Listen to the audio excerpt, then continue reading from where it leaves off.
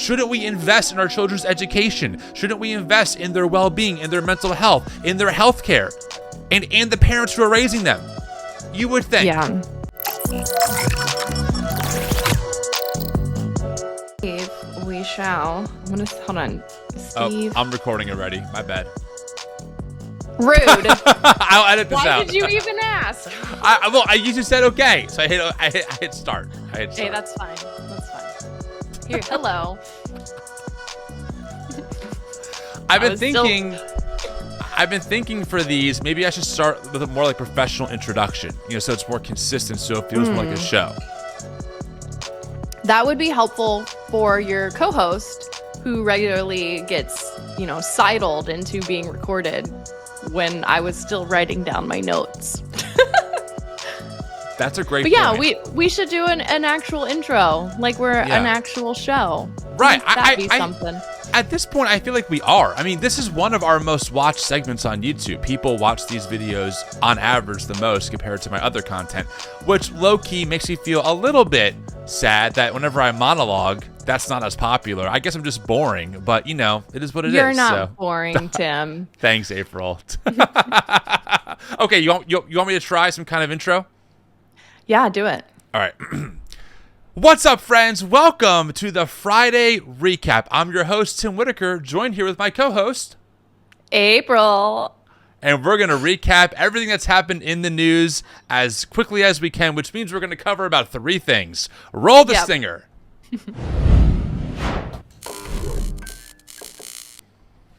How was that? That was pretty great. That was pretty wonderful. Put it in the comments. I would love people's thoughts on that intro attempt, in the comments. When you said you wanted an actual intro, I was thinking like a pre-recorded thing where it's the same intro every week. We could make one of those. We could. That was it. That was a good effort. A lot of work though, but is it?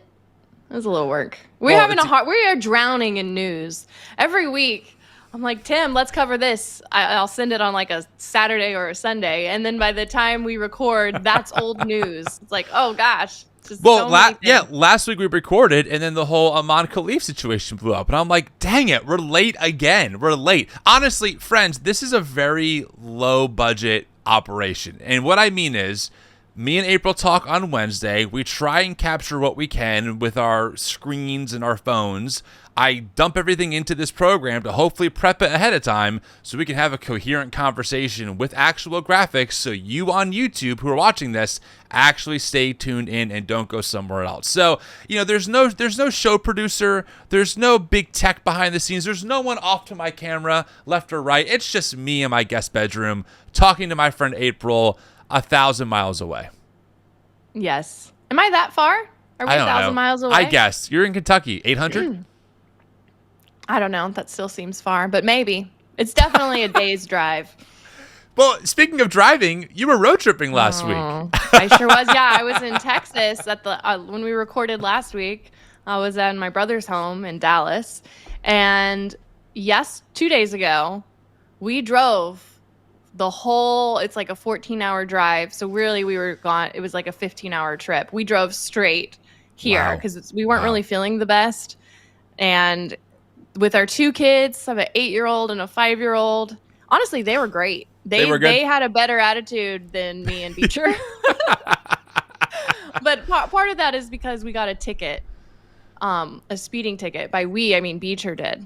But we were trying to go around Nashville to get to Lexington. So we went kind of up in Podunk, Tennessee.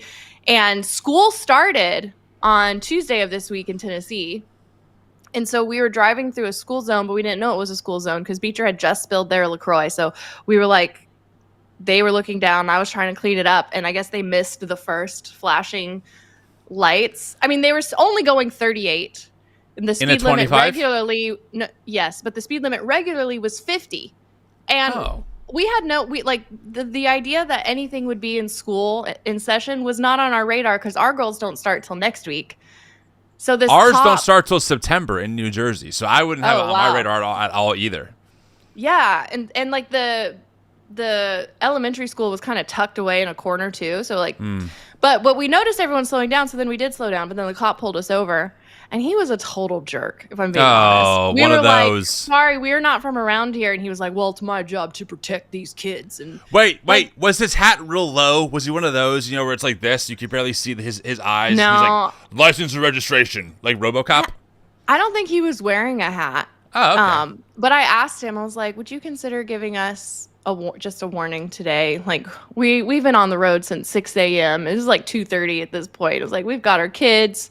I was really annoyed, and he was like, no, ma'am, I take my job seriously in these school zones and protect. And I was like, oh my gosh, get off your high horse. Like, you're never coming back this way again. Like, okay, didn't know. Literally. Did not know. Like, you're not changing my behavior at all because I'm never coming back here. So the whole thing too, the fact that you have to show up to court, he's like, all right, you got to come to court on this day in September. I'm like, we live 6 hours away. Wait, you have to show up for court? You can't pay it online? I'm sure you can, but they always say, here's your court date, and then you have to call the court to usually you can pay online. Usually you have to do defensive driving to get it not on your so your insurance doesn't go up. Like a point or something, yeah. Yeah, but it's he was just not. He had no patience, and so I did get in a little jab at the end after he was writing our ticket. I said, "Do you enjoy this?" You said that? Yes, I did. I was real salty, and I fully am aware that I could only say that because I'm white. I fully aware, but I was like, I'm just so annoyed with this person. Did you tell them? Did you tell them like, oh, also I'm a big influencer. I'm gonna blow this shit up online and cancel you? No, I didn't.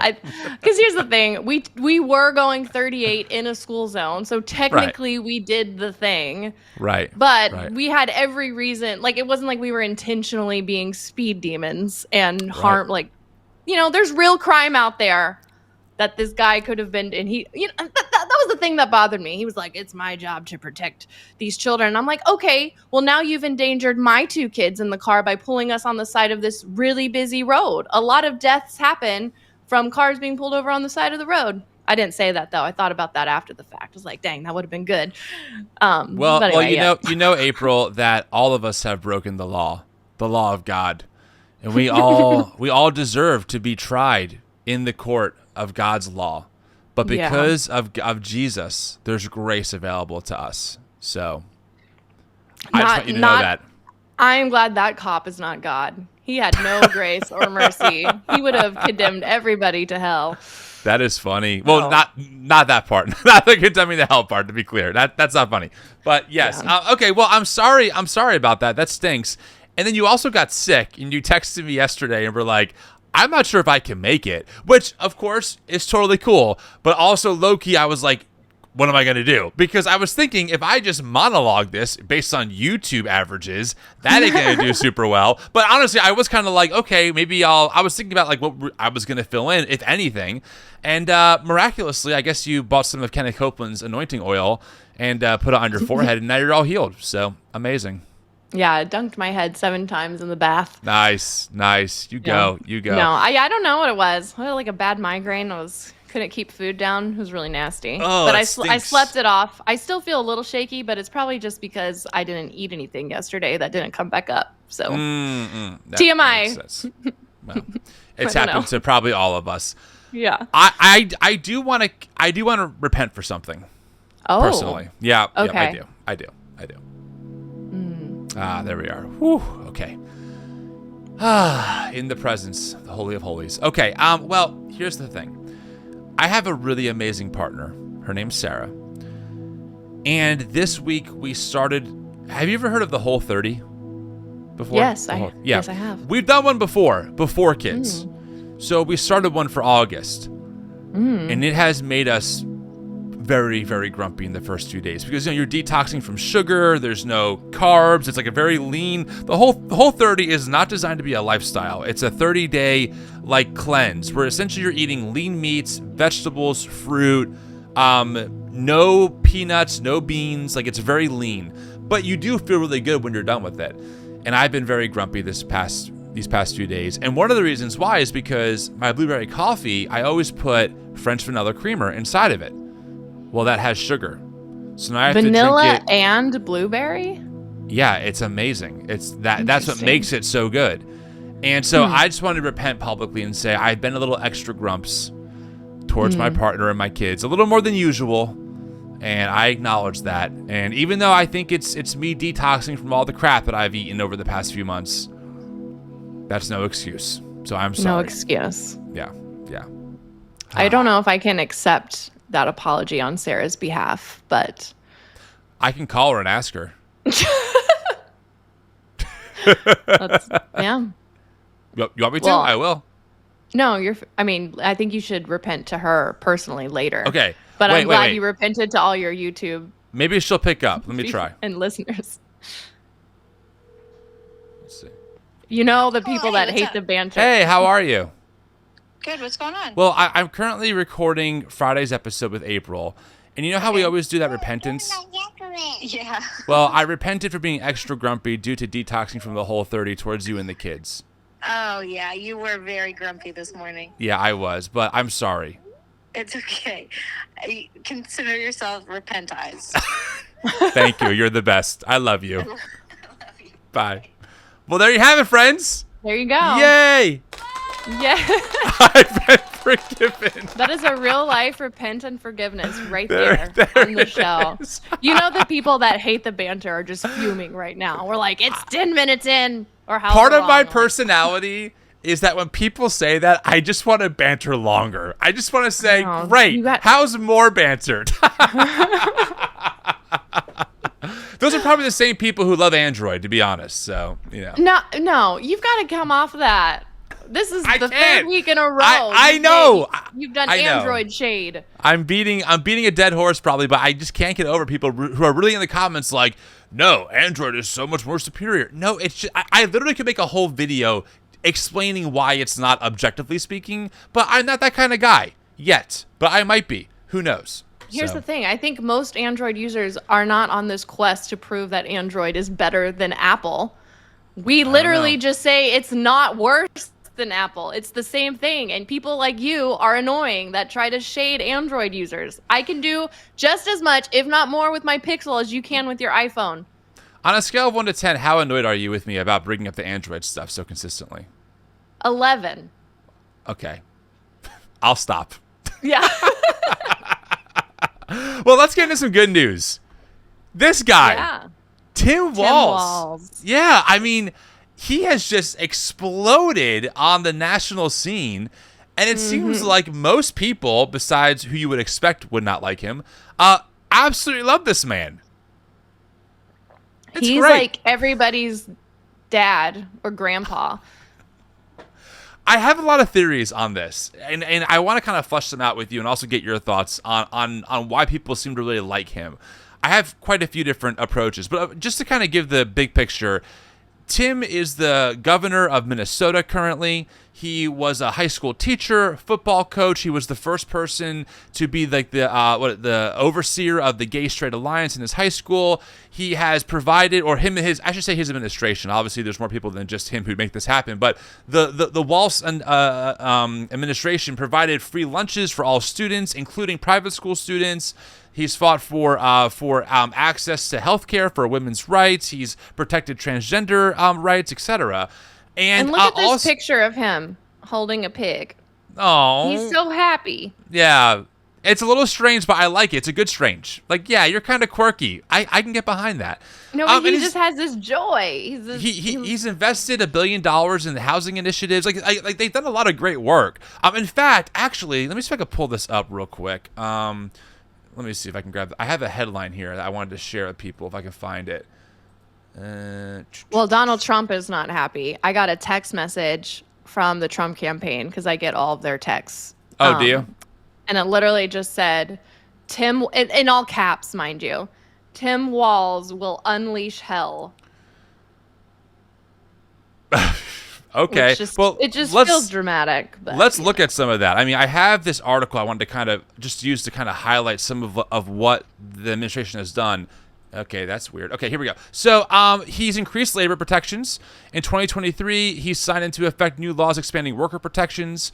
The law states that for every 30 hours employees work, they will earn an hour of sick time. So he essentially implemented paid family sick leave, which is really important. He's big on clean energy and the environment. He's big on education. They're very financially responsible. Minnesota has a surplus, which is crazy. And they did this by raising taxes on the ultra wealthy. It turns out that when you tax people who have tens of millions and billions of dollars and you tax them a little bit more, it actually increases revenue for other people to benefit from, like school lunches for children. So yeah, I mean, people seem to really like him and his policies overall. Now, of course, people who are more conservative are going to have major issues. They're going to try and paint the whole pro-choice ethic as, look, Tim lets you kill your child up to the point of birth. I mean, that kind of classic rhetoric. But as far as I think most people, I look at Tim and so do others, and they go, this guy just seems like a nice dude who's down to earth, very, very nice, and also has some really great policies that seem to help people that we want to see helped. That sounds like a win. And I don't know, have you seen any of the videos of him and his daughter? I think his daughter's college age, but they are so endearing. Like, they have a cute relationship, and you can just see that the love that they have. I mean, they're bantering and they're kind of getting onto each other's case, like in a funny way, but it's just really sweet. Well, this was the first video I ever saw of him before he got nominated and got picked up to be on the Harris ticket. I want to play this video because to me, I was like, when I first saw this, I said, yeah, this is what we talk about all the time. So check this out. This is Tim Walz. I'm not sure where he's talking or how long ago it was, but it's definitely before he was picked up as the VP pick for Harris. Here we go.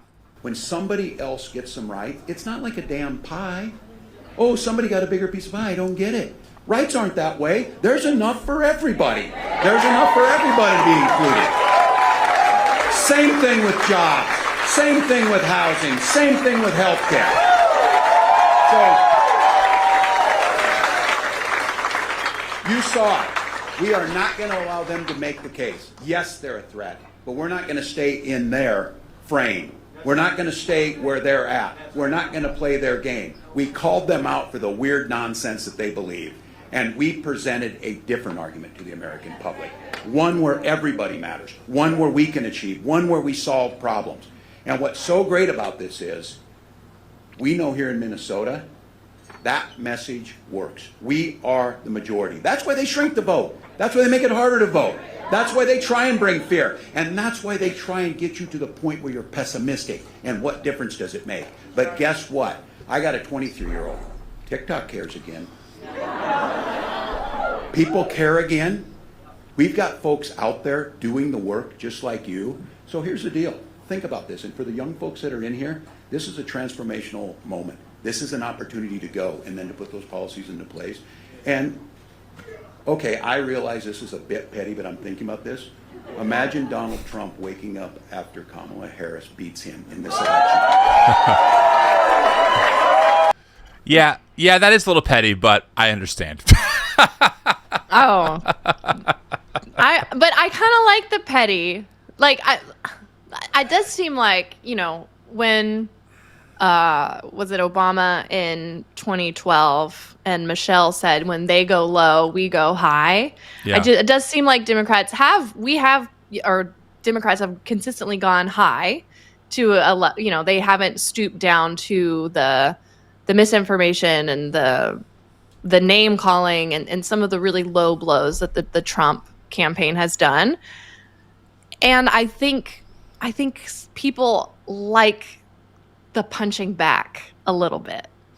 Yes, I've been thinking about this a little bit because obviously we have a very strong policy as an organization of non-dehumanization and like where do you draw the line and things like this, because what's happened is that for almost 10 years now, we've watched a far-right political movement capture the RNC and just tolerate language that is so dehumanizing. I mean, just incredibly so. Calling immigrants poison, for example, right?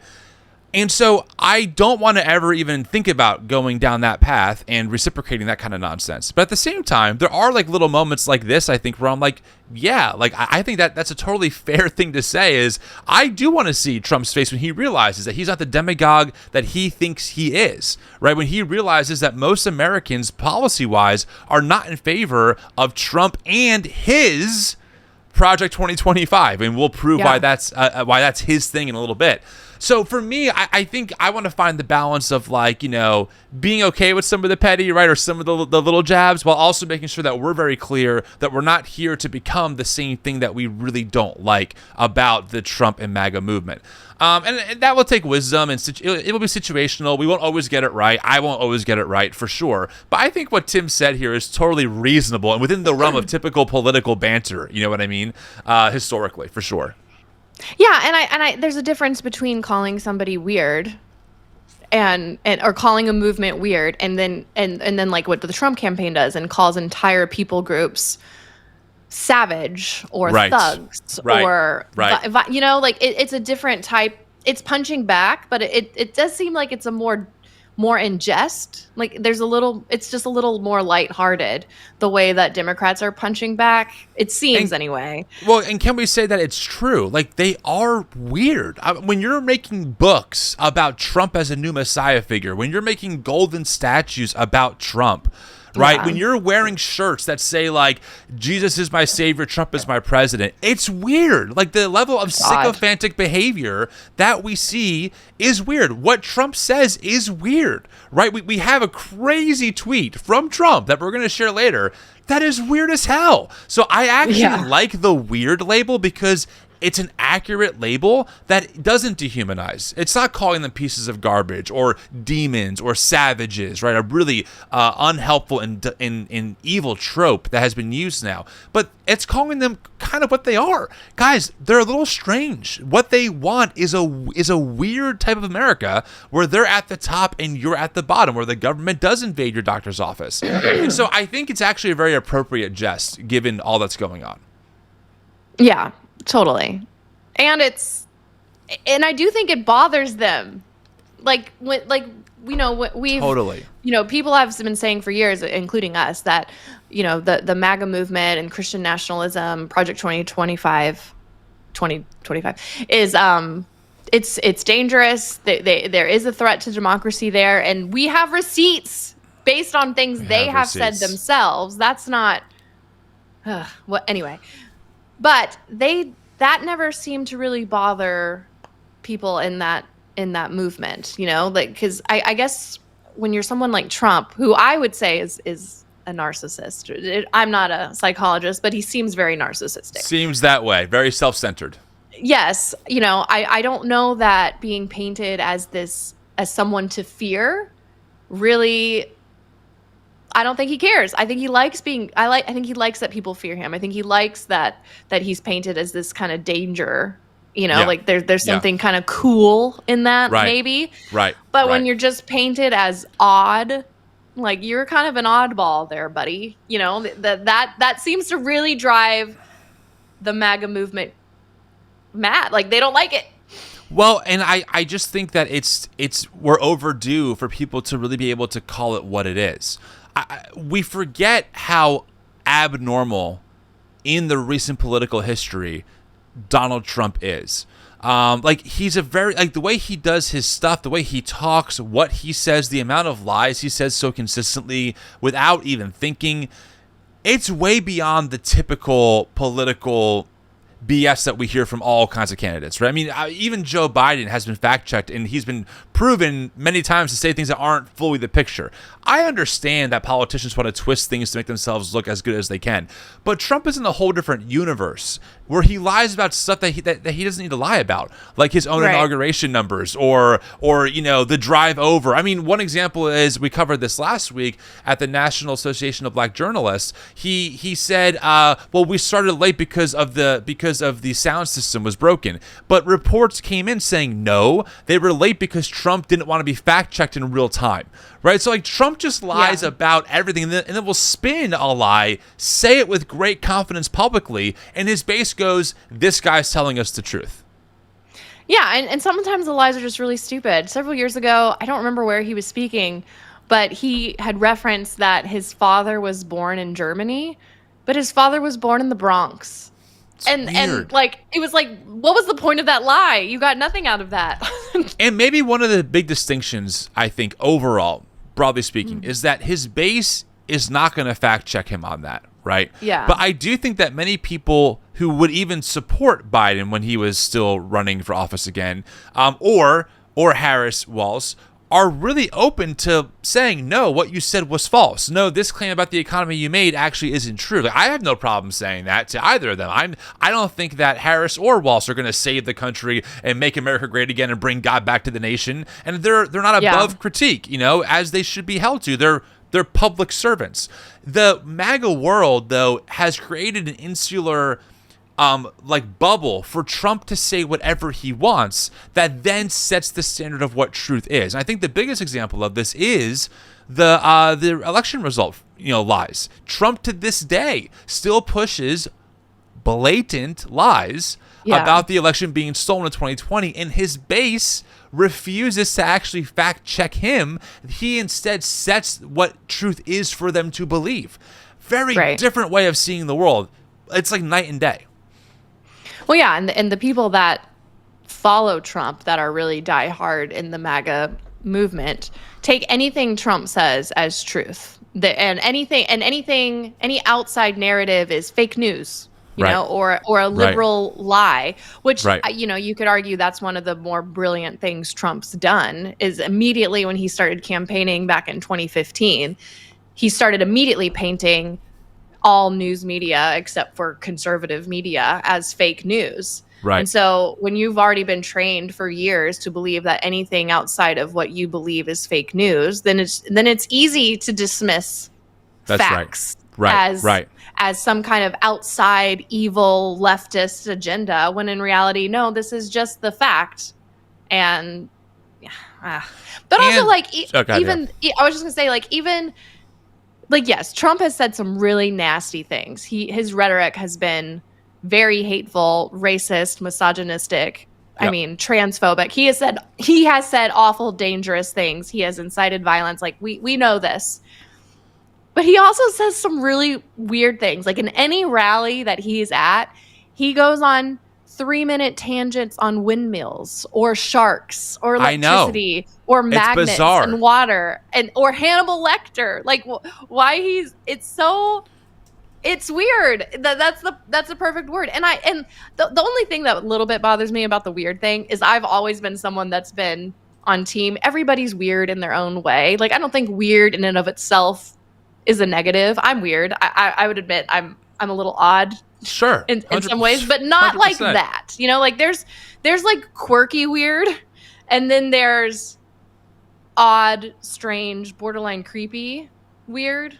Yes. And I think that's the kind of weird we're dealing with. Well, I want to show you one example of this. As you were talking, I remembered that Trump said this a while ago and was never really taken to task for it. Listen to this. If Ivanka weren't my daughter, perhaps I'd be dating her. Stop it! Oh, it's so weird. Stop it! Yeah, it's so weird. I mean, he literally said with his daughter there, if Ivanka wasn't my daughter, perhaps I'd be dating her. Like, dude. Yeah, that's odd. Who the hell says that in front of, first off, who says that, period, let alone in front of their daughter, let alone on national TV? Do you know how many layers of comfortability you have to say something that ridiculous in front of the whole world with your daughter right next to you? It's freaking weird. It's bizarre. Why do we accept this as this is God's chosen? This is the only way you can vote as a Christian. It's bizarro. It's crazy. Yeah.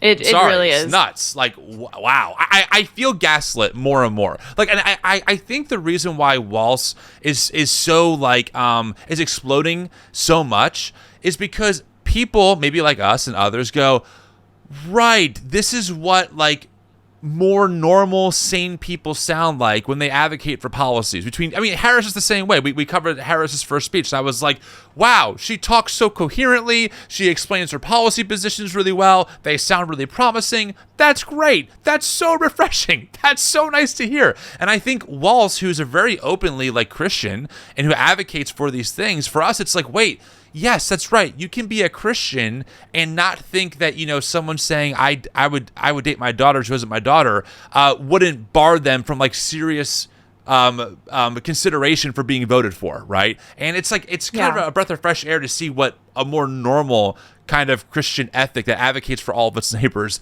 might actually look like in a vice president. Yeah, and I think it's validating too, because a lot of us, especially if we come from more evangelical circles, chances are the people in our communities are Trump supporters in some way.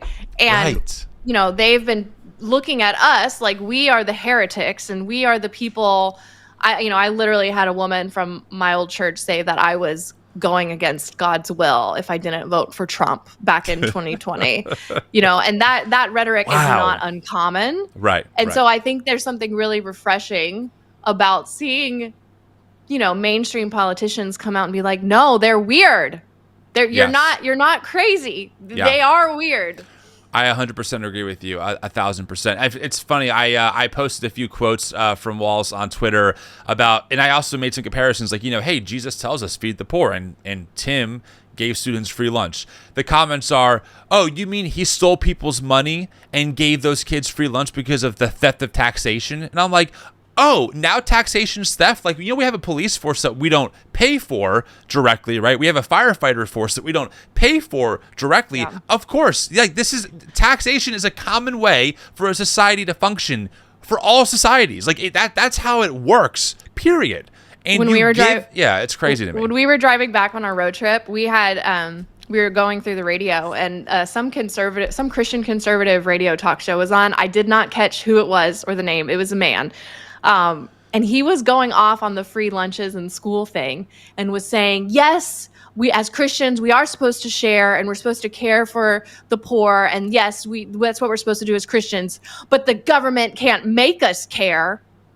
I've literally made that joke in a TikTok as being satire, and this person was literally saying that. Yes, Jesus wants us to love our neighbors, but Jesus can't make me love my neighbor. And think about what they're doing. They are literally justifying why it's not good to give children under 18, free lunches at school, and their justification is because of the government shouldn't do it. Says who? We live in a democracy. Obviously a government functions, and a government, by the way, free lunches for students is an investment in their future, because students who are well fed statistically do better in school. It's actually an investment selfishly for the good of the country, for the economy. Maybe we can even say it might make America great again if we invest in our students in ways like this. But for these people, they're so committed to the ridiculous and, by the way, very capitalistic dogma that some people deserve things that other people don't when it comes to food and things like that they literally can say with a straight face, I'm a Jesus follower. They can read the teachings of Jesus to feed the poor or feed the hungry, and they say, sorry, feeding students is bad because the government stole my money to do it.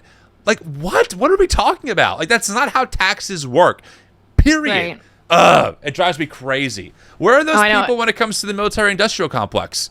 They're nowhere to be found. This is just a trope. It was the same argument that they had made when Biden wanted to do the student loan forgiveness. And they were like, no, that's not fair. It's my money. I'm like, okay. And again, on an economic level, these things help boost the economy. When you relieve people of tens of thousands of dollars of, by the way, predatory debt. This is not typical debt. It's predatory debt that makes some corporations and people immensely wealthy. When you forgive that debt, which the government can absolutely do, you free those people up economically to spend more, to stimulate the economy, to be able to not have to work 2 or 3 jobs, to spend more time on leisure and vacations. So these people don't really think through their own positions, even selfishly. Forget the theological or even moral implications of this. When you forgive that kind of debt, when you feed students, it actually helps everyone long term, right? But for these people, no, it's socialism. Well, it's a very privileged position too, because I don't think they realize some kids would not eat if their school did not provide lunch. Like when COVID first happened, we were in a poor district.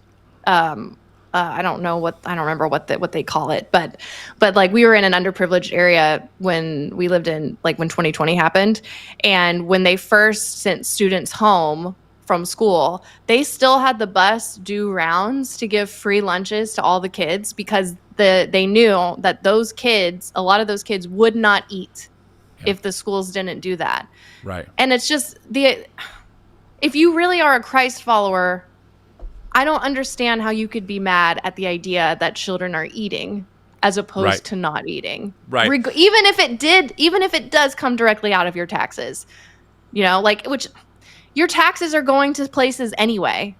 Why does it matter? Yeah, that's why they're taxes. You're paying the same amount of taxes, regardless of how that is spent. Why do you care if that money is actually going to help children who you claim you want to help? 100%. Maybe one final thought on this, and then we'll watch some excerpts that you pulled from Walsh's acceptance speech with Harris in Philadelphia. Is that it is one of the things I hear often in response to this is, "Hey, no, Tim, we believe we should feed children, but that should be the church or that should be a nonprofit doing that." It's not enough. Philanthropy. I can't say that word. No, but philanthropy and nonprofit work, while important, does not actually fit or fill all the gaps. You need systemic shifting. You need systemic change. That's what you need to do. And the government, period. One of the roles of a healthy government is that it can provide services to people who fall through the cracks, that charity can't find, that a church isn't aware of. So, of course, yes, if your church wants to feed 1,000 people a week in your town, and your town population is 1 million people, and you have 500,000 hungry people, that are there every day, you can't fill that gap. It doesn't work that way. You need to look at what is the root that is causing those people to be hungry in the first place. That's how you root out the weed, not by trimming the top of the dandelion. It doesn't actually fix the problem. So, anyway, I could talk more about this, but I know we're here to talk about Tim, and we can cover more economic stuff later on. Do you want to get into this? Into this speech that you pulled? Sure, yeah. So this is just some highlights of Tim Walz's acceptance speech for the vice president slot on the Harris ticket. And I did cut out most of the cheering. So on the cuts, there's probably a bunch of cheering there just for time. It was an 18-minute speech. I got it down to about 6 minutes. But yeah, this will be a good intro to just the vibe that the Harris-Walz ticket is running with. Here we go. Thank you, Madam Vice President, for the trust you put in me, but maybe more so, thank you for bringing back the joy. Vice President Harris has fought on the side of the American people. She took on the predators, she took on the fraudsters, she took down the transnational gangs, she stood up against powerful corporate interests, and she never hesitated to reach across the aisle if it meant improving people's lives. I know a little something about that commitment to people. I was born in West Point, Nebraska. I lived in Butte, a small town of 400, where community was a way of life. Growing up, I spent the summers working on the family farm. My mom and dad taught us, show generosity towards your neighbors and work for a common good. At 17, I joined the Army National Guard. For 24 years, I proudly wore the uniform of this nation. And just as it did for my dad and millions of others, the GI Bill gave me a shot at a college education. For nearly 20 years, I had the privilege of teaching high school social studies and coaching football. Let's just pause really quick. He's painting the picture that pretty much he grew up in rural America, blue-collar dude, and government programs gave him a shot at higher education. right? So again, like we can see how these programs are actually really beneficial to stimulate the economy and to do good for its citizens, right? I like that so far, for sure. I will say his background feels much more what Republicans feel like they are, rural America, football coach, teacher, grew up, not with a lot of money, joined the Army or the National Guard for 24 years. Like that, he sounds like a Republican so far. I wonder if that's why they don't like him, because he kind of blows away the caricature of what the far right paints to be like the liberals, right? These childless cat ladies who just want to groom children and make them trans, which is of course ridiculous, dehumanizing to cat ladies and single people out there. We all know that. But like Tim is none of that, right? Like Tim is like, actually, I'm married. Both of my kids were because of IVF. I was a veteran. I was a high school football teacher and coach. He kind of blows away the narrative of like, actually, I'm nothing like what you say people like me should be. I'm actually quite grounded in my society in blue collar America, and I'm also a Democrat. Yes, this exists. Yeah. Right. And I think, when I say he sounds like a Republican, he sounds like a Republican based on what Republicans think Republicans are, and I grew up very diehard Republican and was for like my first almost 30 years. And you do paint this idea that all leftists or people left of center Democrats are not Christian, they're liberals, they have purple hair. Like there's this image, they're all socialists. And Tim Walz is very much the antithesis of what Republicans think Democrats are. 100%. Yeah. Okay, we'll keep it going. 2006, I took a leap and I ran for Congress. I was running in a district that had one Democrat since 1892. Well, my neighbors graced me with an opportunity to represent them in the United States House of Representatives. Proud of the work we did there together. I worked across the aisle on veterans issues, on agriculture, and on ways to grow rural economies. I learned the art of compromise without compromising my values. Now that's big, because what he's saying is that, hey, Democrats like me have not forgotten about middle America, and also I'm here to work with people without compromising my values. Now this is very much in stark contrast, right? Because you think about, again, the far right world, the Trump world. It's not about compromise. It's about the opposite. It's no compromise. It's destroy your enemy. It's take over. So there, whether this is intentional or not, maybe this is just who Tim is, I don't know. But at least in this speech, he's painting a very different vision for how he would want to work if he was to be in the office of the vice president. Well, and just notice too, he won in a district where a Democrat had not been elected since 1982. Yeah. He was that was a very Republican district that he won in Congress, and that I would imagine is scaring the Trump ticket. Yeah, absolutely. Now, Donald Trump sees the world a little differently than us. First of all, he doesn't know the first thing about service. He doesn't have time for it because he's too busy serving himself. I'm sorry. I did see that part live, and that was a mic drop. That was a mic drop. And honestly, you think about it. Trump has built a world that's all about Trump. I mean, friends, I've been to these events. They have stores selling just Trump-branded merchandise. That's all about Trump. Trump everything. Trump, Trump, Trump, Trump, Trump, Trump, Trump, more Trump, Trump. And Trump loves it. In fact, I had someone tell me a story who actually was at an event where Governor at the time, Walsh, was speaking. And it was a big event talking about how they were building a bridge, and it was a very bipartisan thing. And according to this person who was there, Walsh was standing and cheering for every single person who addressed the podium, the union workers, other people, other politicians. You go, yeah, that's a great job, yeah, great job, very encouraging. And this person said to me, could you imagine Trump doing that? Imagine Trump sitting on the sidelines, cheering on whoever was speaking and giving them accolades for being just a great person for the accomplishments that they've actually done. No, I can't. And I've seen the man before. That's not his personality. So I think that this attack from Tim, again, is grounded in a reality that Trump is all about himself. He's the martyr in this world. Well, and there's this narrative too among MAGA that they I don't know why, but they believe Trump is a self-made billionaire. Trump was born into wealth. You know, Tim Walz is the actual, self-made man who was born in a town of 400, and is now, on a ticket to be vice president. There's just a very deep contrast between which I know, Tim Walz is not running for president, but between what I think Republicans say that they want and value, they want someone who's for rural America, and somehow Trump has kind of duped them all into thinking that he is that when he's not. Yeah, I agree. 100%. Our laws. He sows chaos and division, and make no mistake, violent crime was up under Donald Trump. That's not true. Even counting the crimes he committed.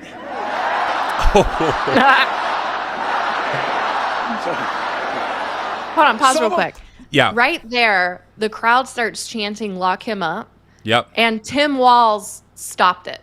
Mm-hmm. I don't know if you noticed that. He didn't address it at all. Right. Like that is also a contrast to what has happened at we've seen at the RNC, where they, encourage that type of rhetoric, where, they were chanting, "Lock her up" with Hillary back in 2016. Yep. And Walz shut it down. Yeah, so for those listening on podcasts, he literally moved his arms down to shush the crowd when they said that. And I caught that too and said, again, just a difference. This is just a difference in approach between these two, not just candidates, but between these two tickets, right? Because JD Vance is kind of part of the same world that Trump is a part of. They're saying the same stuff. Obviously, that's why they're on the same ticket.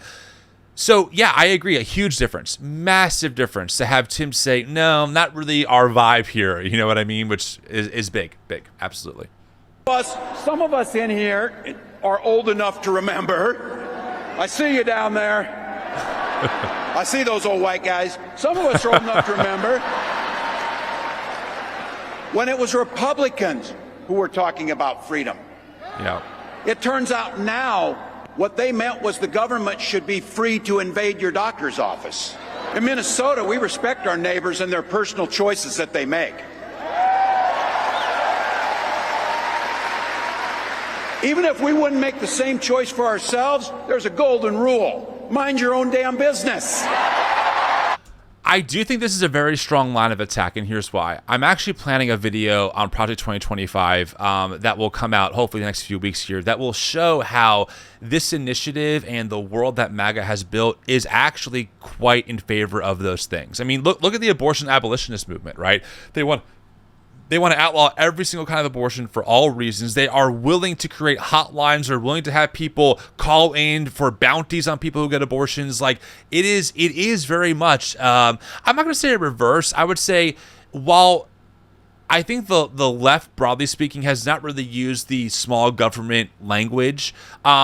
The right certainly has. Again, I grew up on talk radio, so did you, April. I remember hearing, we stand for freedom and for limited government. We don't want the government in your business. But I did realize, even back then, which I guess makes me an old white guy, I was like, well, but you want to make gay people, you want to ban gay marriage. Like you don't believe that gay people should have the same freedom to have the same legal rights that heterosexual couples do.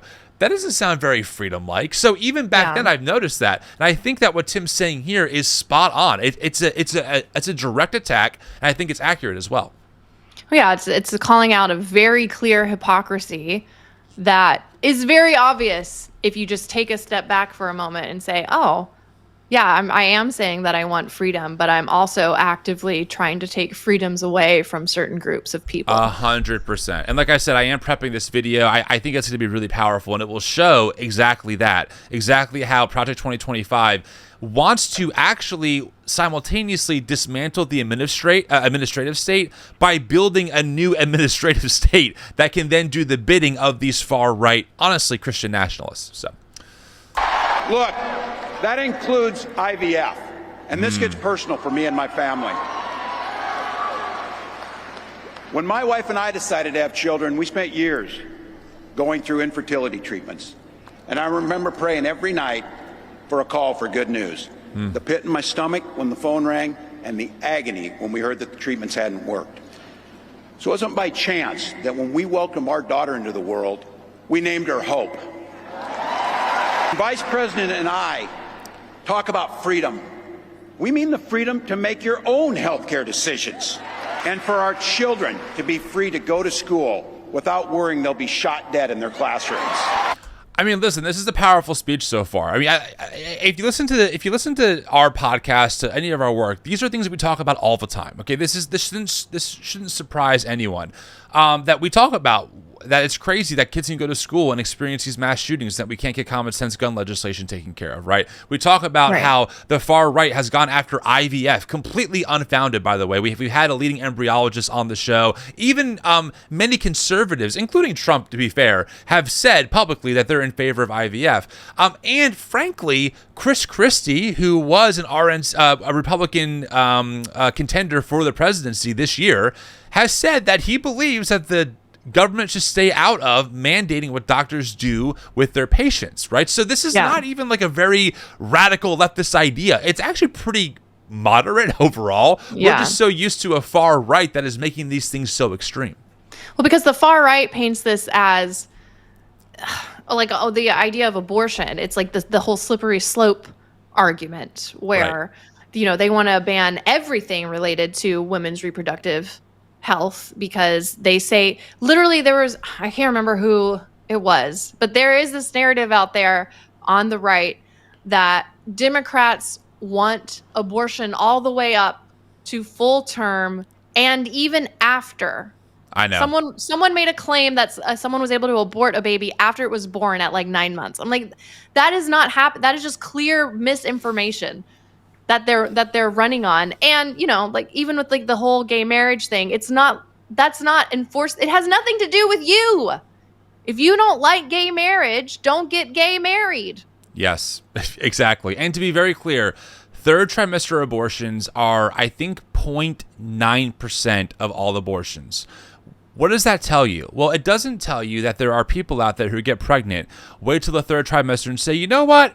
I changed my mind. That doesn't happen. No, that's not what happens. It is a tragedy when a third trimester abortion is necessary. And I use the word here, necessary. People who have that happen to them were not expecting it. They weren't planning it. Usually by that point, the nursery is built, right? The baby showers have happened. The gifts have come in. And then something goes tragically wrong where the fetus has to be expelled from that person's body because of who knows what goes on. So this idea of late-term abortion is so incredibly rare. And when it does happen, it's a necessity based on the medical situation at that time, and it is a freaking tragedy. But again, you don't hear that, right? Instead, this term is co-opted to make it seem like there are people out there who are just walking into, I guess, Planned Parenthood clinics somewhere in the city, because these definitely don't happen in rural America, obviously. And they're like, you know what? I know, like, I'm at week 38 out of 40, but I changed my mind. Can you get this thing out of me? That's just not what's happening. It's ridiculous. Right. It's ridiculous. And you would think, too, if they really, really care about the children that are being born, that they would be cool with providing free lunches. They should try to create a world that would be better and safer and more economically sound for these children that they are trying to force into life. But that, like, literally almost every legislation that they are for or against is anti-children. Have you seen the video that's going around that's viral of a nurse in the U.S. reacting to someone in Scotland who got their baby care package from the government? Have you seen this video? Mm-mm. Okay, and I know this is true because my buddy Trip Fuller, who lived in Scotland, had this happen to him as well. When you have a baby in Scotland, the government gives you this like all-inclusive baby package. It's a huge box. The box is actually a crib. They give you a couple different change of outfits from 0 to 3 months and 3 to 6 months. They give you diapers. They give you a thermometer. They give you everything you need, formula to get your baby and you off to a great start. That is a pro-family thing. That stimulates strong families and strong parental bonds with their children by providing them a starter pack for everything you're going to need. Why don't we do that in the U.S.? Why is that not, from the pro-life crowd, one of the biggest pieces of legislation that they are trying to advance right now? That every baby born in America deserves this starter pack that will get them and their parents off to a really good start. You also know that I believe in Scotland as well. If I'm wrong, let me know, but I think I'm right. You get up to a year of paid family leave for having a baby, and you can take turns. So your spouse can take 6 months, you can take 6 months, you can use it together. Again, that's paid for by the government. That is a pro-family initiative. Are you fact-checking me, April? Is that what you're doing? Yes, I am. Scottish Parliament website says that you can take 18 weeks of unpaid leave for each individual for whom you have a caring responsibility. Unpaid. Oh, maybe I'm wrong. Hold on. I thought Tripp said that. I got to check with Tripp. You might be right. Let's see. I'm going to look this up. Hold on. Paternity leave. Yeah. 2 weeks of paternity leave, full pay. Okay. Maternity leave. You are entitled to 52 weeks statutory maternity leave. Oh, that's just, so the 18 weeks of unpaid leave is just for family care leave. So I don't think that's for the parents. Eligible employees having a baby can take up to 52 weeks maternity leave. The first 26 weeks is known as ordinary maternity leave. The last 26 weeks is as additional maternity leave. Now, it's just, maybe this is just the, well, this is according, friends, we're in real time here. If we're wrong, put it in the comments so we know. But according to mygov.scot, which I believe is Scotland, it says maternity, paternity, and parental leave employer guide. If an employee is having or adopting a child, they should be eligible for leave. The type of leave employees are eligible for depends on their situation. So that is what it says about maternity leave is 52 weeks. Paternity leave is looks like 1 to 2 weeks. I'm just trying to find all the details here. But my point is to say that from what I understand, it's definitely better than this. It does sound like that the maternity leave is up to 52 weeks.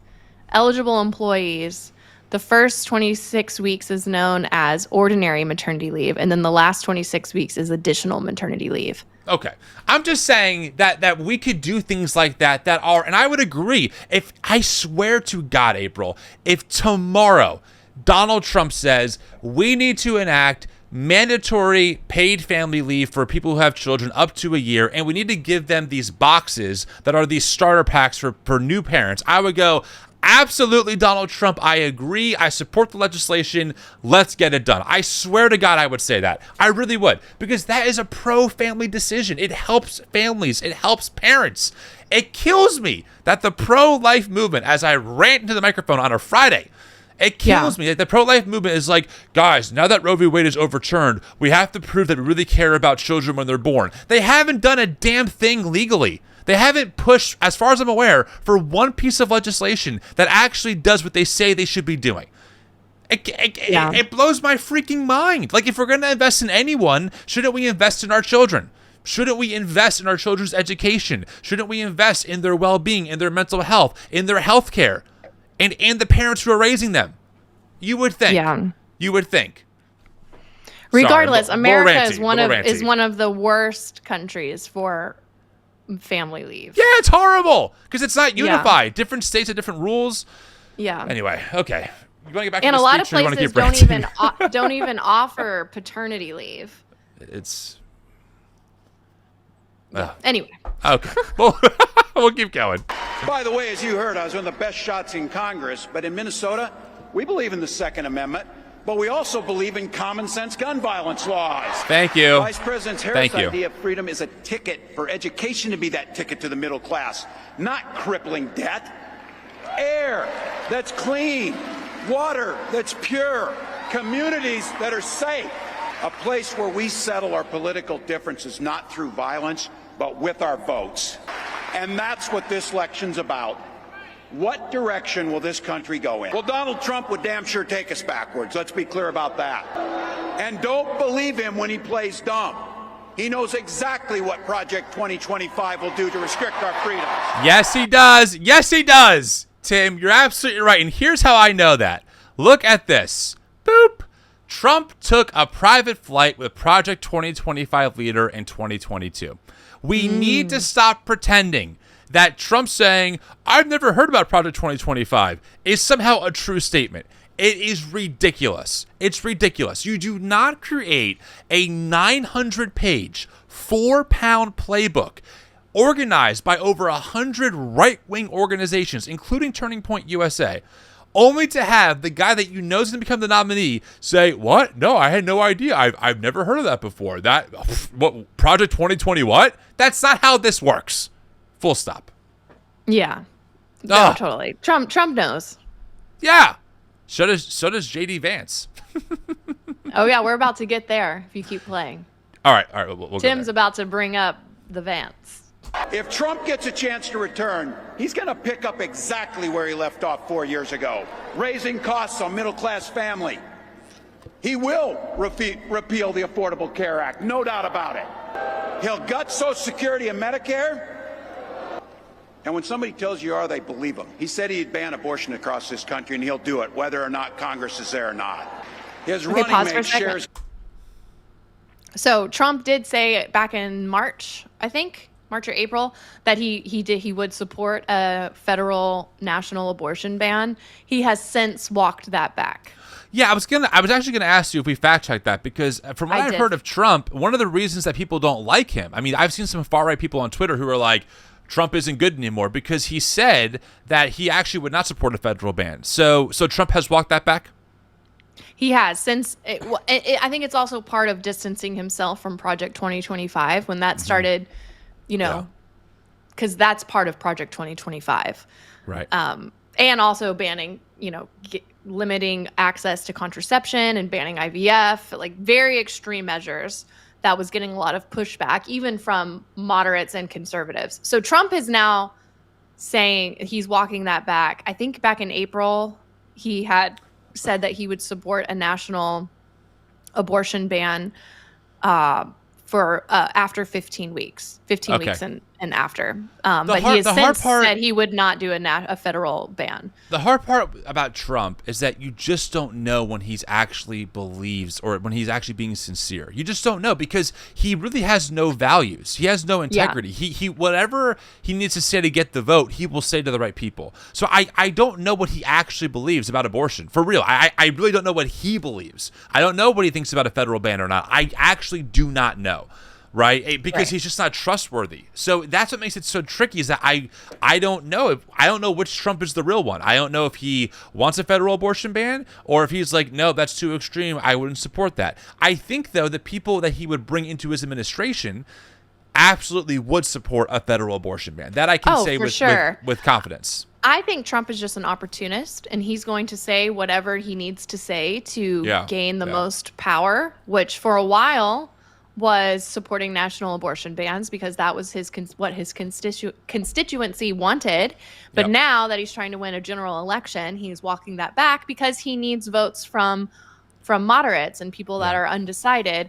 But he also loves being loved.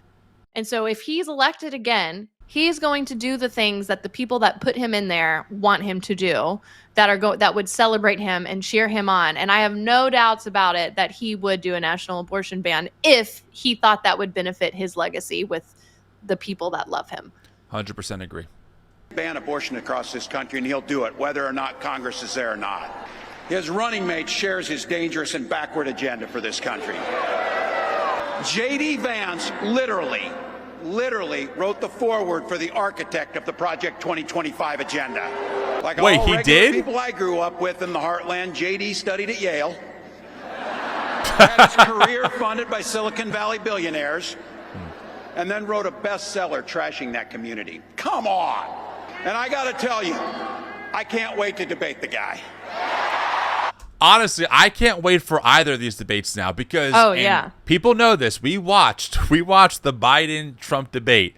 It was a disaster. It was terrible from every angle. Biden did abhorrently bad. It was just bad. We watched it live together. And please do not come into my comments and be like, oh, you're being too tough on Biden. That's ageist. No, Biden did not do well. I'm sorry. He just did not do well. Okay, we're going to call the balls and strikes. Biden has good policies, I think, overall. I'm not a big fan of his policies with Palestine for obvious reasons. But when it comes to, local economic policies, fine, whatever. But my gosh, it was a terrible debate. It was terrible. That's why he's no longer running. Both of them did bad. Well, Trump lied. Trump just lied the whole time. It didn't actually answer any questions.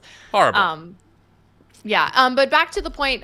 So Tim Walz here says that JD Vance wrote the foreword for the architect of Project 2025. What he means is one of the main architects of Project 2025, Heritage Foundation President Kevin Roberts, wrote a book, and JD Vance wrote the foreword to this book. It's not out yet. It was supposed to come out in September, but due to Project 2025 backlash, they have now postponed it, and it's supposed to come out now a week after the election.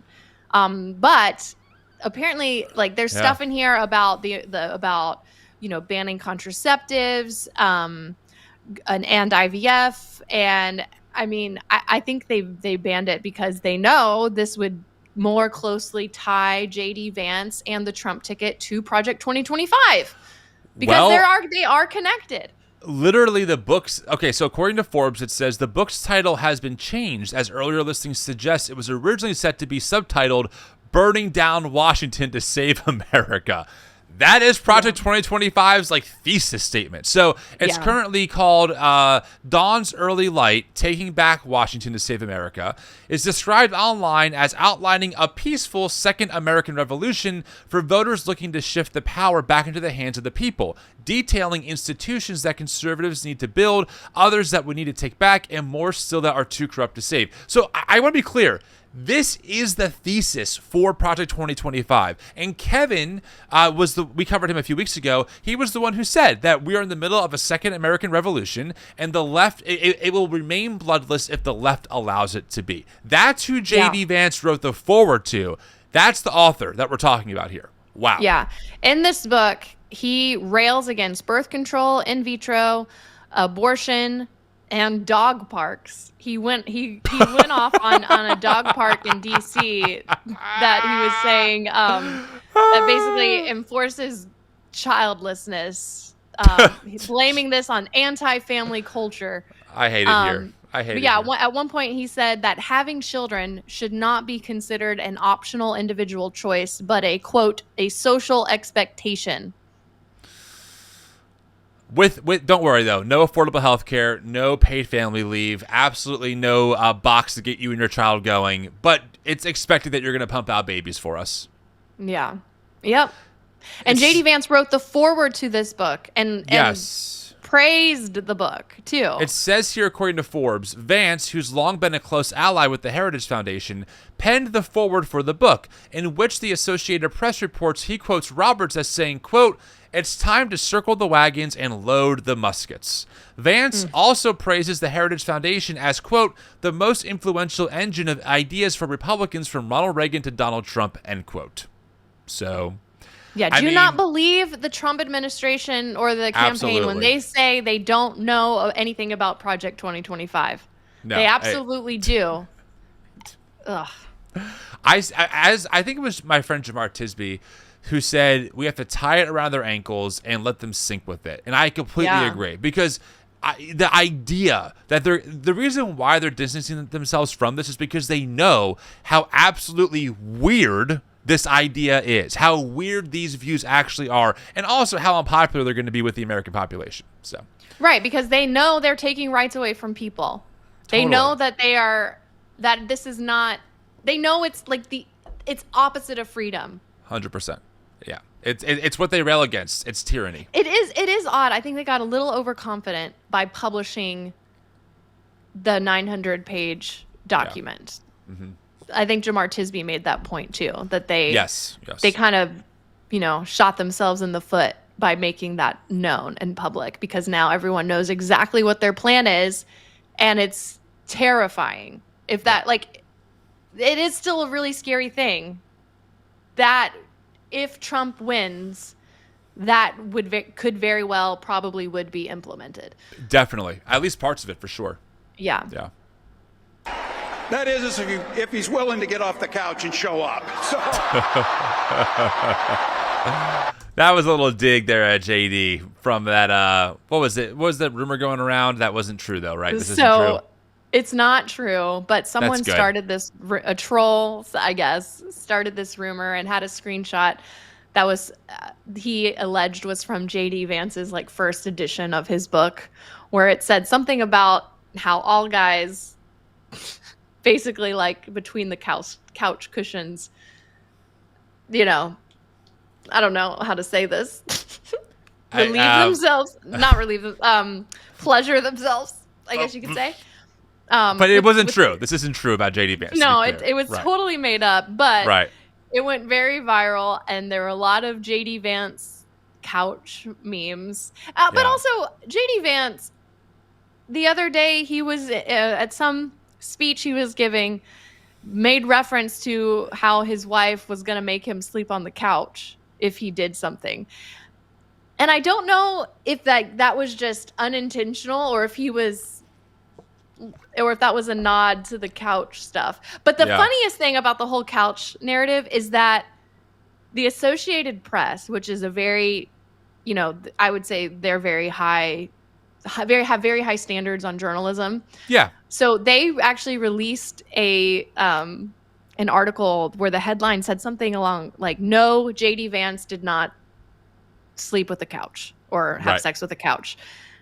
But then they retracted it because they technically could not prove that he had never done that, and they said that it was low standards for journalism. So because they retracted it, people lost their minds. They're like, "Wait, did he sleep with the couch?" Oh my gosh.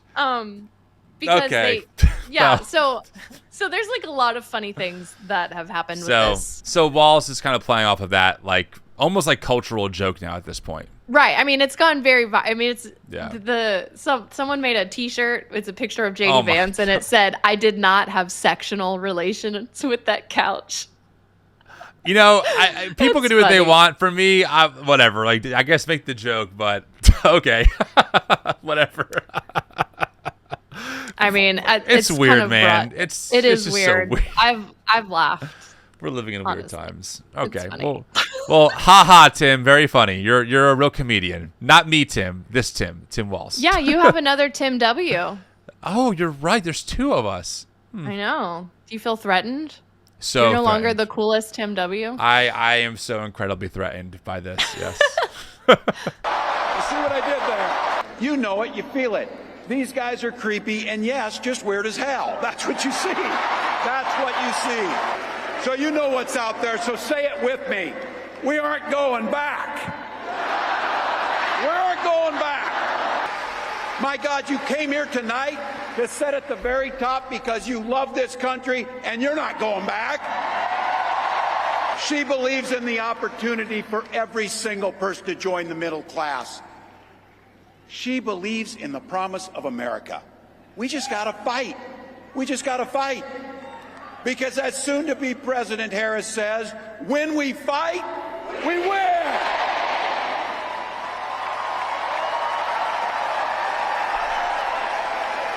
Thank you, Philadelphia. Thank you, Vice President. God bless America. Honestly, the only thing that could have made this better is if he pulled out a cheesesteak from Ishkabibbles 2, that's a spot on South Street, and just shoved it down his gullet. It was like, God bless America! Cheesesteak in the face. I would say the vibes in that room are electric. Yes. I'm wondering for you, April, if you feel like a shift in the atmosphere, dare I use that language? That worship language. But I'm thinking about, or even a few months ago, you and I talking offline on the show, we were, I think, kind of feeling like, I just don't know what's going on here. And again, it wasn't because we thought Biden was like an inherently bad person or that he was like Trump. It was just like, I'm sorry, he's not compelling to me. I don't really know what's going on. He does seem like he's aging exponentially, and that concerns me. Like, we have these real concerns without being called like, Trump lovers or something. And so I was in my head preparing for, frankly, like another Trump presidency. Yeah. I'm like, I just don't know how this happens. And I'm gonna own this here. I will tell you. Thinking about like who would replace him, I was like, I don't know who else could do it. Like, I don't know if Harris would be super compelling for a lot of people. I just don't know. I do not know what that looks like. And I'm happy to say I'm damn wrong. I am completely stone cold wrong on this because it seems like she and now Walsh have really re-energized their base and have sent like just a wave of fresh air of like, wait, maybe we can actually do this. Maybe there actually is some kind of hope for the first time in a long time. I'm on board. That's kind of the sense I get now.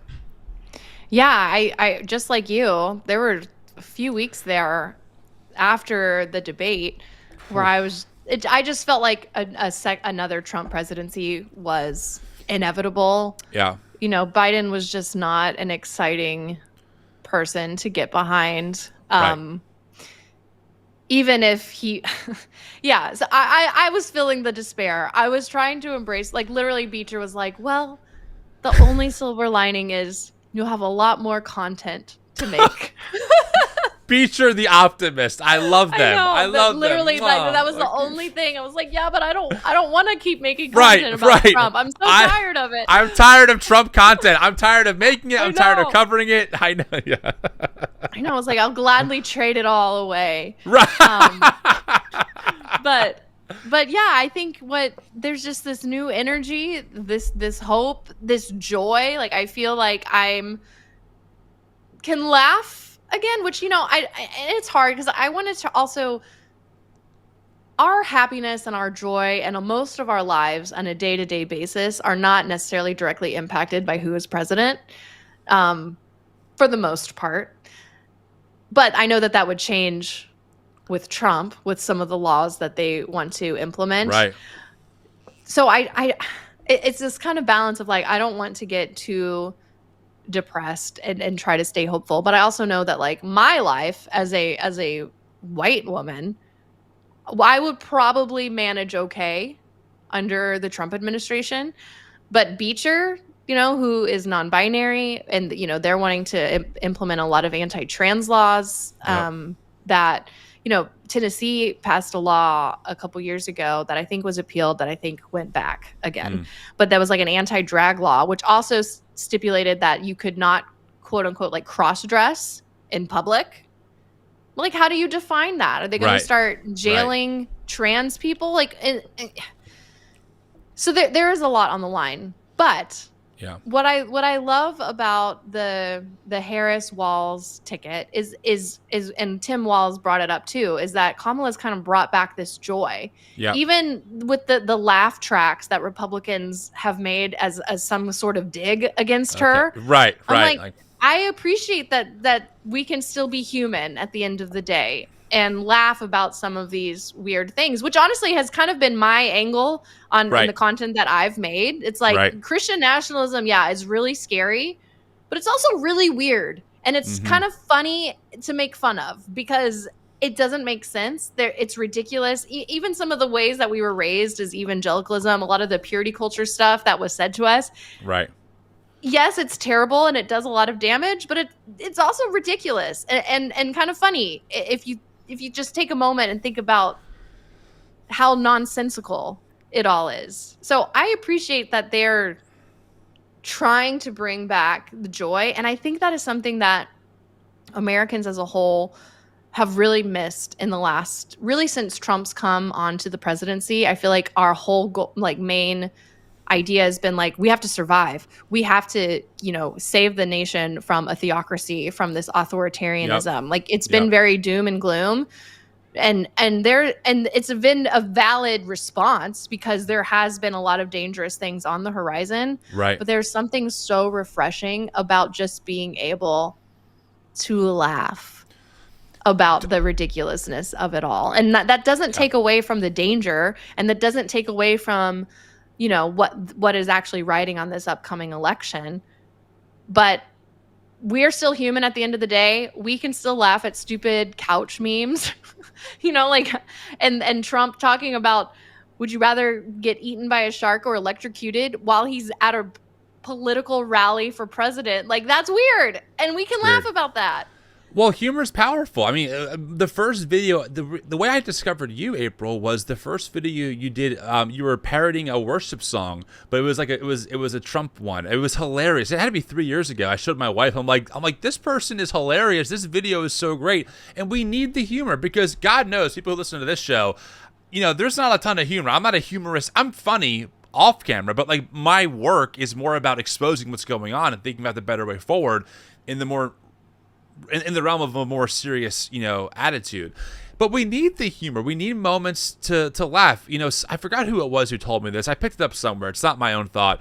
Is that, joy is part of the resistance, right? Joy is part of how we resist things that are really freaking terrible and scary and oppressive to us. And so I think that's really powerful. I also think that we are.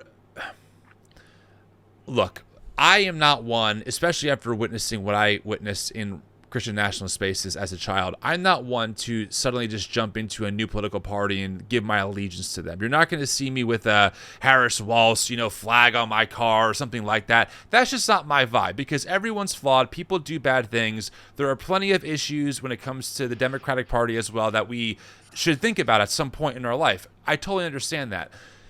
I also think, though, because you and I, April, grew up in the world that has caused the storm that has given us Trump, we understand what's really at stake. A lot of secular media outlets, and I appreciate them so much for covering better than we can Project 2025 and things like that. I'm so glad that even the word Christian nationalism, or the phrase Christian nationalism, is being populated. That's so powerful.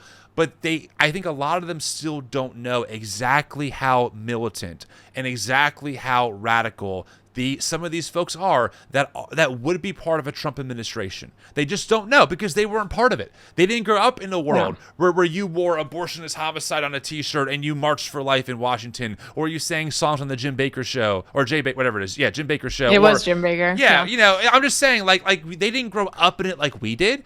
And they don't track it on the religious side as much as we do. So they might not know names like Joel Webbin, right? Or Joshua Hames, or William Wolfe, or even Doug Wilson for that matter. But we do.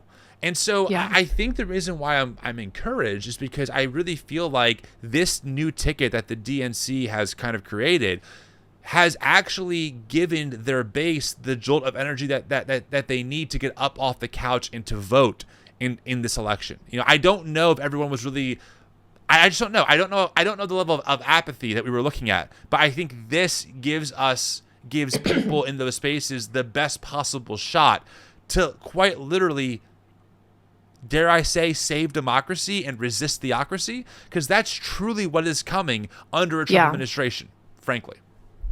100%.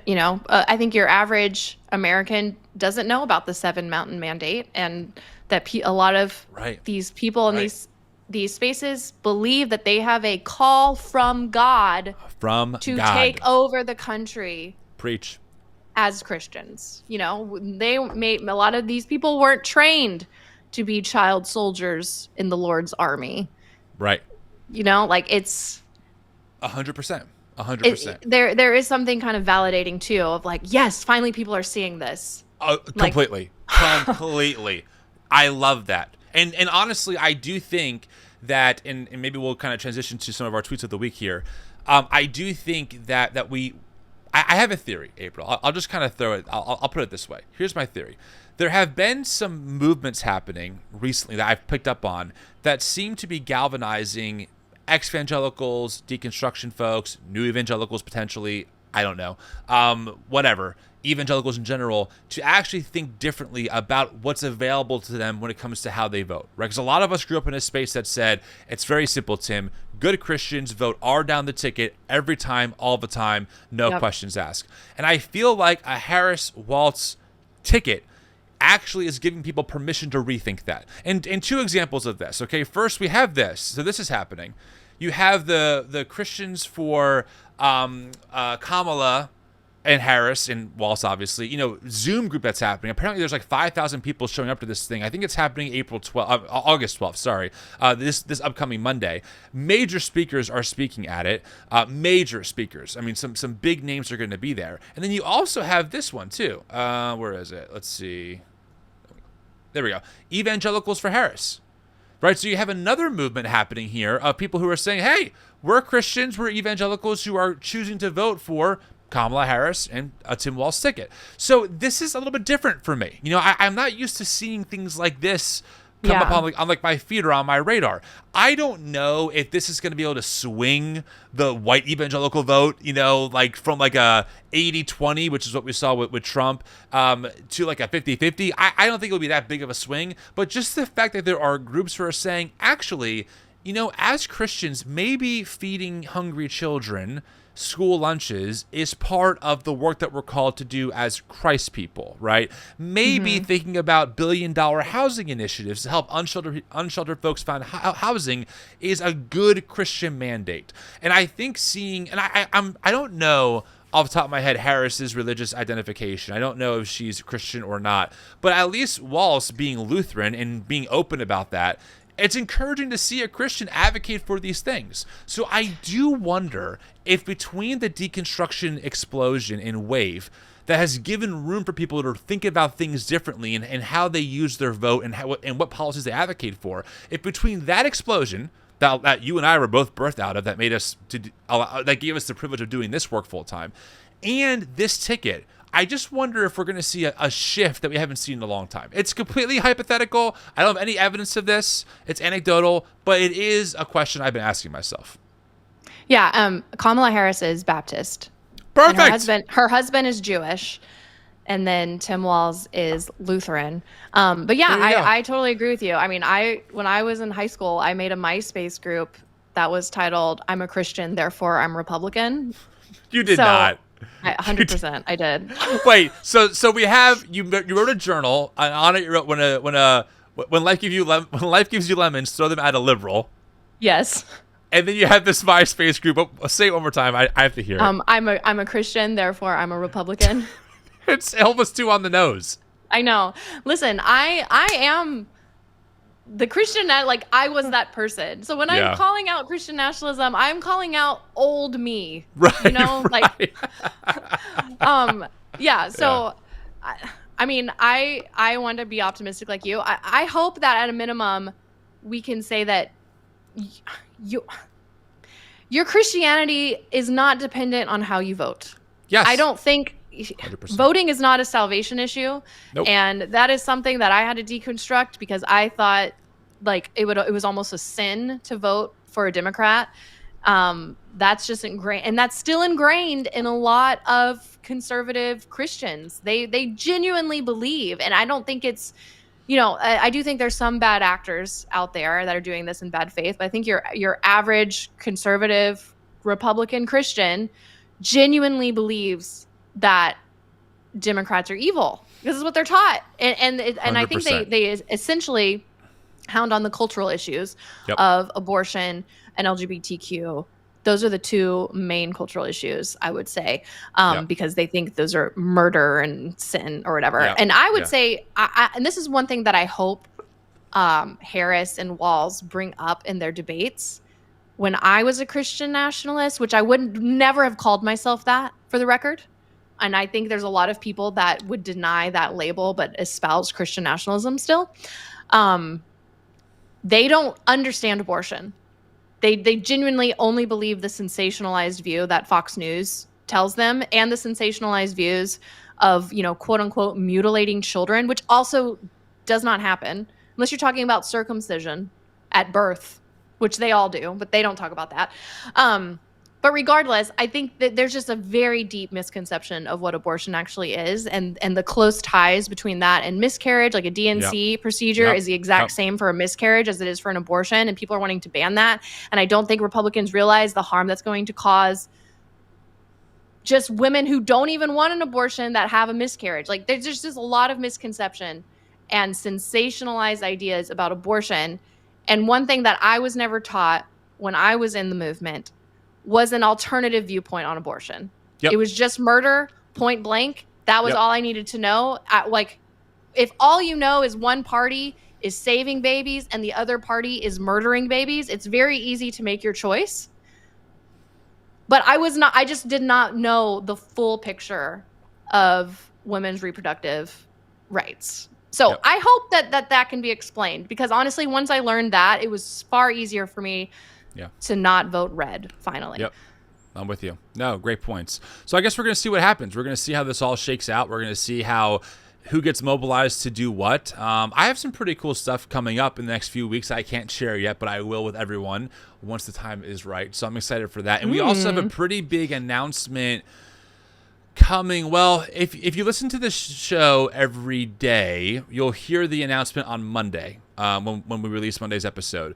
But we are doing something pretty cool with it. I would just say it is an in-person event that we're doing somewhere with some pretty cool people, and we'll be announcing that very soon. I've been working on it for a few months. I'm very much excited to share it with all of you. So there's a lot of good things coming. Do you want to end on some tweets of the week? Yeah, let's start with Matt Walsh's Okay. couch thing. Okay, so we all heard Tim Walz make the couch joke. That is, if he's willing to get off the couch and show up. That was the joke. So Matt Walsh quote tweeted it and said, just to review, someone on Twitter made up a story about JD Vance having sex with a couch, and now that totally made up story is being used on stage by the Kamala campaign to mock Vance. This is honestly one of the dirtiest things I've ever seen a presidential campaign do. These people are pure evil.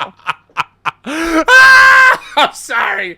Matt's standard for one of the dirtiest things he's ever seen is watching a vice president make a one-sentence joke about something that everyone knows is not true, and that became like a viral sensation. It's almost like, you know, when you hear people yell, "Let's go, Brandon," right? And we all know what it's code for. It's almost like that at this point. And yeah, but for Matt, the dirtiest things. They're pure evil, everyone. Pure. Evil. I mean, and I guess you could argue whether that was appropriate for Tim Walz to say and at a presidential speech or, you know, at a campaign rally. No, especially because he knows it's not true.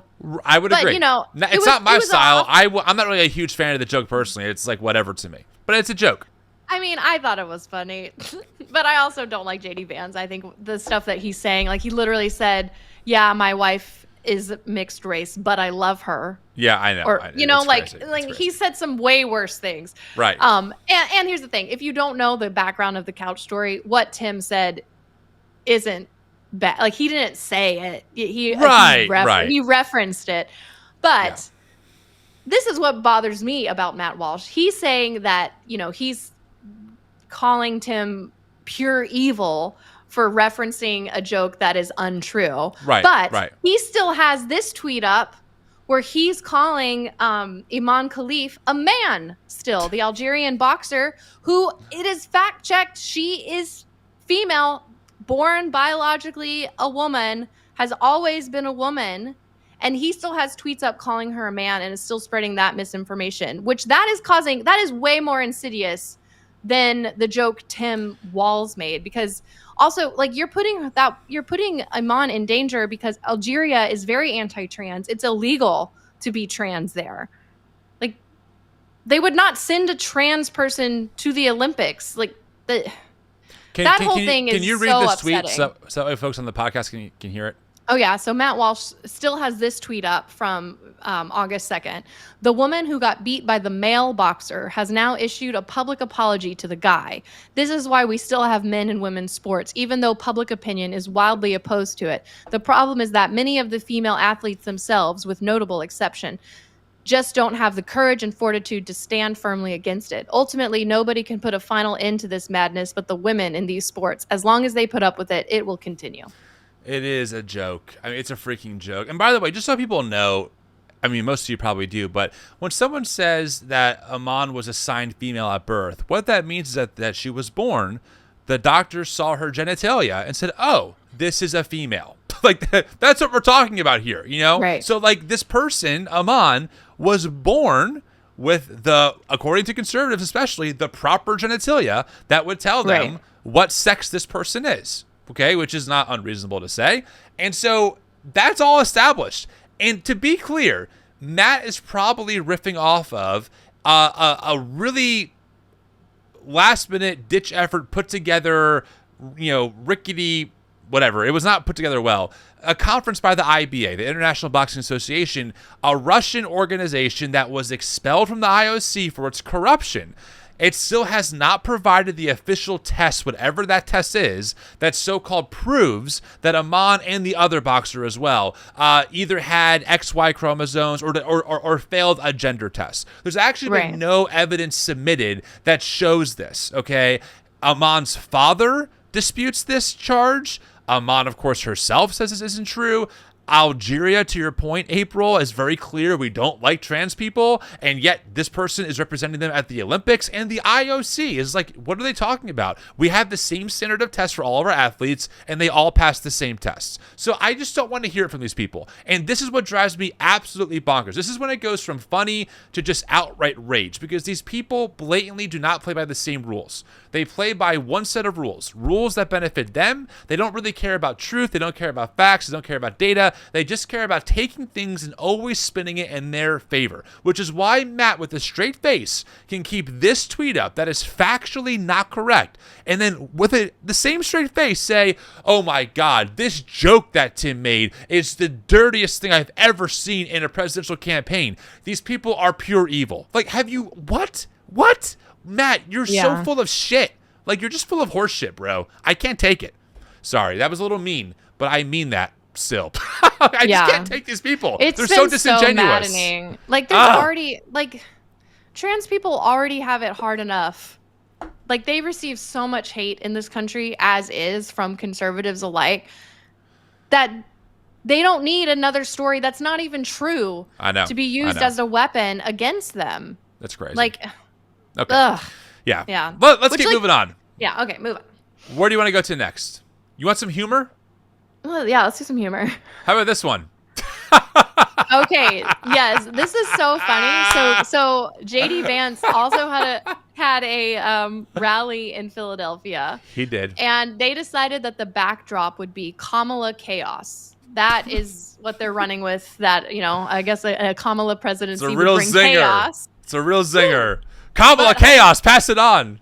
But hilariously, when the people that are sitting behind him stand up, all you see is Kamala. So it looks like JD Vance is campaigning for Kamala, because literally there's this Fox News screen grab where the headline says, now JD Vance holds rally in Philadelphia, and it's JD Vance and then just big bold letters in the back, Kamala. That's a good one. That's definitely a good one. It's almost to Four Seasons Total Landscaping level. Yeah, yes, exactly. But not quite. Yeah, you're a few steps below, but you're on the same. You're definitely on the same ladder for sure. Okay, let's get to this one too. This is one of my favorites this week. I really need to know, is Donald Trump okay? Like, yeah. I just want to drive home the point that. In April, I would love for you to read this in your Trump voice. I would love to. I want folks to keep in mind that April is reading this directly. For those of you who can't see this because you're driving, listening to the podcast on audio, and that this is the person that people like Matt Walsh and Ali Sucky are telling us is the sane, healthy, bringing God back to America type of candidate that we all should be voting for. The floor is yours, April.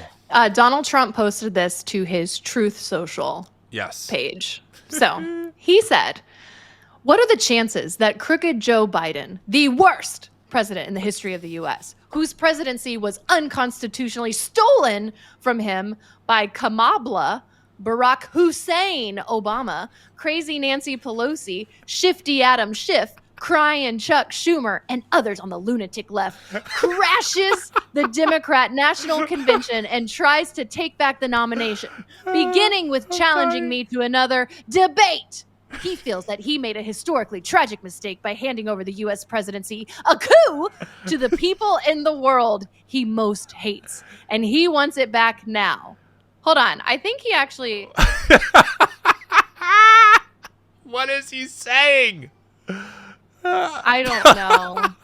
Barack Hussein Obama. Bro, he hasn't been in politics in like 15 years. I know. Who are... Is he okay? Gosh. Is Trump okay? What is seriously, he thinking? Someone give him a cognitive test. Like, for real, is this guy okay? This is the weirdest. Again, it's weird. It's a weird, rambly, nonsensical tweet. Is that what you call things that are posted on Truth Social? No, I don't know. You call them truths. Like, literally, the little retweet option, they're called retruths. I hate the fact that this they has like use almost that word. 8,000 retruths. But like, I hate it. What is it? What is he thinking? He goes, "What are the chances?" And then it's just this one giant run on. Well, I guess there is a period in there. somewhere, but there's it's like one or two. Oh God, yeah. Anyway, yeah, what are the chances? 0. Yeah, right. Negative That's not 1,000. on anybody's Like radar. I don't know in what potential multiverse after trillions of tries that might actually happen in. But it's like it's not a thing. Why is he calling Kamala Kamabla? Because his whole shtick is dehumanizing his political opponents. What does Kamabla mean though, or Kamabla? Maybe that she rambles. I don't know. I don't know. But it does go in line with this. I mean, this is the world of right-wing media. Here's what our favorite Lives of TikTok person tweeted. It's a picture of a tampon box, and it says Tampon Tim on it. And it's a picture of Tim smiling. Because, I know, this is going to make Tim sound like a real monster, like a real lunatic. Tim advocated for, with his government position, and also made into law, that tampons should be available in all restrooms in schools. Yep. They should be available in all restrooms. There you go. They're freaking out because they're also in the boys' restroom. Oh my God. Oh, no way. I can't. The horror. Marxism, socialism, communism. It's here because we put tampons in the boys' restroom. Can I tell you a story? One time I was at a church and they had tampons in the boys' restroom. And I saw it. I said, huh. I peed, I washed my hands, and then I walked out. And that was the end of that. That's how big of a deal that was. Right. I noticed it and said, huh. And then I peed. Also, tampons are also great for nosebleeds. Are they? They really are. That actually makes a lot of sense, actually. Yeah. I never thought about that. But Tim was also being accommodating of trans men and trans boys. Oh my, I can't believe that. I know. No. Literally, radical. Who cares? This does nothing for you. It does nothing. It affects, it harms no one and only helps, might I add, a very small fragment of the population. It also, literally is looking at the least of these and saying, how can we help better accommodate and make the world a little bit easier for you to navigate in a world that doesn't like you, in the world that people like Lives of TikTok intentionally target. Ugh. Right.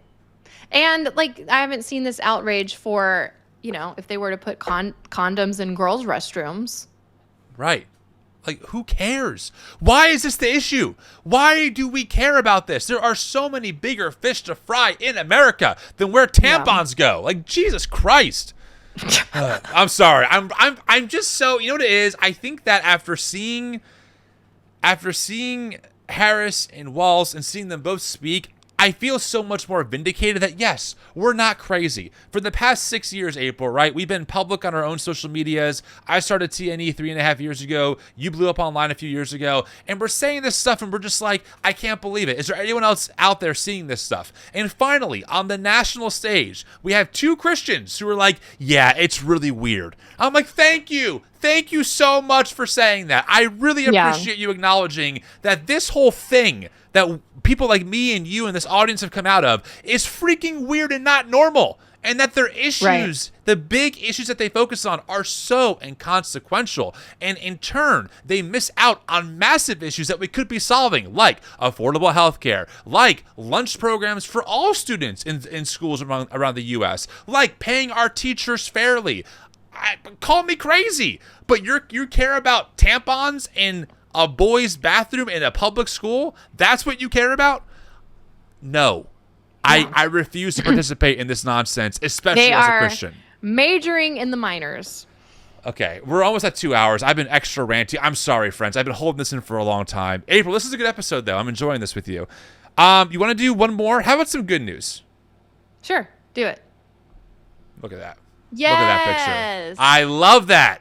This is from the Olympics with when Rebecca Andrade from Brazil won gold, Simone Biles, who I think was silver, and then Jordan Childs. They bowed down to her. Queens, all of them. I just love women supporting women, and we've seen a lot of that this Olympics, which we really haven't been able to talk about because I know. Other things. But there's a lot of really fun, cool stories that have been coming out. of the Olympics too. Which Did maybe next week we could talk about. Did you see the story that Flavor Flav like sponsored the entire women's water polo team? Yes. Have you seen that? I'm like, I loved it. What? I love that. That's awesome. There have been stories like that all over the place. It's great. Yeah, and then Snoop Dogg kind of was the announcer for one of the badminton rallies, and it was so endearing. I love it. Also, can I just say, last thought on this, Simone Biles, who is a freaking legend, I hope Charlie Kirk eats all of the words and the bullshit he espoused towards her last Olympics when she took time for her mental health. He was so cruel. We covered it back then, saying some of the nastiest things. I hope he eats his freaking words, because that woman is a gold freaking medalist like we've never seen before. So suck it, Charlie. Like, honestly, like, I just hope you eat a pile of gold-plated mud. We'll just say mud. We'll keep it PG. Mud. Because it just is so aggravating that these people say this crazy stuff towards world-class athletes like Simone, who absolutely has dominated in her categories. It's amazing. Yeah, and I'm pretty sure too that this was the first all-black. What do you call it? Podium. Podium, yeah, for gymnastics. Where all three people that won the medal were black women, which is amazing. It's freaking great. Freaking great. Yes, more of this. Yeah. More of this. You know what? Yes, applause to all of them. So there you go. There's some good news for sure. I will say just the bad news. I haven't followed the Olympics. I got really into men's volleyball, and spoiler alert, the U.S. men's volleyball team lost to Poland. It was a very disappointing match, but maybe they'll go for bronze. We'll see. So, yeah. We shall see. We shall see. Woo! Now, April, do we need an official outro for this as well? I don't know. What should the outro be? Why don't you do the outro? I did the intro. Like a little jingle. Oh, gosh. Put me on the spot. Well, thanks, everybody, for listening to another episode of the T&E Recap. I'm April, and my co-host... Tim Whitaker. And we'll see you next week for another round of crazy news. Bye!